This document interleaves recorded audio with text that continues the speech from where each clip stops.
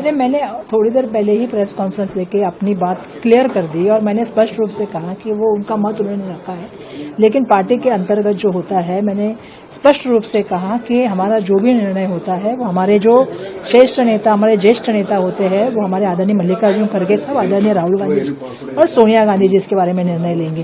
PSC में और executive committee में इस बारे में चर्चा हुई, जो अपना ओपिनियन था वो सबने रख दिया।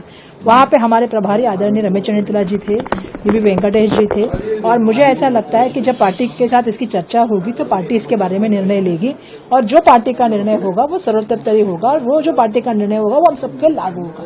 रही बात आप ये जो कह रहे हैं बार बार के, हमने अपनी भूमिका पहले क्लियर कर दी है कि जिस तरह से संविधान को लेकर हमने चाहे वो इंडिया अलायंस के साथ हो या महाविकास आघाड़ी के साथ कॉमन मिनिमम प्रोग्राम बनके जो है वो हमने एक कार्यक्रम बना के फिर हमारी अलायंस हुई थी, उसी तरह से हमको ये सोचना पड़ेगा कि आने वाले दिनों में हमारा पहला फोकस ये रहेगा कि देश की लोकशाही जिंदा रहे, संविधान बचाया जाए और संविधान का धागा लेके हम लोग आने वाले दिनों में जो है वो इलेक्शन लड़ेंगे। कानून व्यवस्था पे हमारा पूरा यकीन है, तो हम बिल्कुल यही चाहेंगे कि जो लोग कानून व्यवस्था में और संविधान में यकीन रखते हैं उनके साथ हम जाए और ये जो हमारी भूमिका होगी, जो भी हमारी भूमिका तय होगी, ये पक्षश्रेष्ठी के सामने रखी जाएगी। हमारे यहाँ पे एक प्रोसीजर है, प्रोसीजर के हिसाब से हमारे यहाँ पे निर्णय होता है। हम अपने कार्यकर्ताओं की बात, नेताओं की बात जाके पक्ष के प्रमुखों को बताते हैं, पक्ष के प्रमुख जो निर्णय लेते हैं वो हम स्वीकार करते हैं। देखिए ऐसा है कि सुप्रीम कोर्ट की वजह से ही, माननीय सर्वोच्च न्यायालय की वजह से ही ये इलेक्शन हो रहे हैं। अदरवाइज उनका बस चले तो महायुति कभी इलेक्शन ही ना ले। करोड़ों के करोड़ों जो पूरा बजट है वो अपने दोस्तों को जा रहा है, जमीनें जा रही है और साथ साथ में मुंबई महानगर पालिका की जो लूट हो रही है। आज मुंबई के लोगों को कितनी तकलीफ है। आज मुंबई में आप जाओगे तो ट्रैफिक की समस्या है।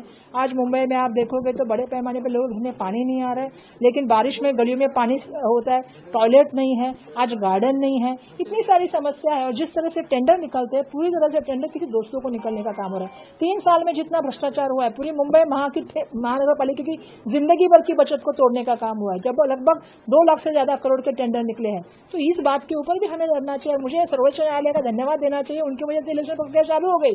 अदरवाइज तो इलेक्शन कभी लेंगे ही नहीं, वही चलाएंगे कैला चलोरे और राज्य के मुख्यमंत्री और वहां के यूडी मिनिस्टर और आयुक्त, सब फाइलें तो मंत्रालय में तय होती है, उसके बाद टेंडर निकलता है।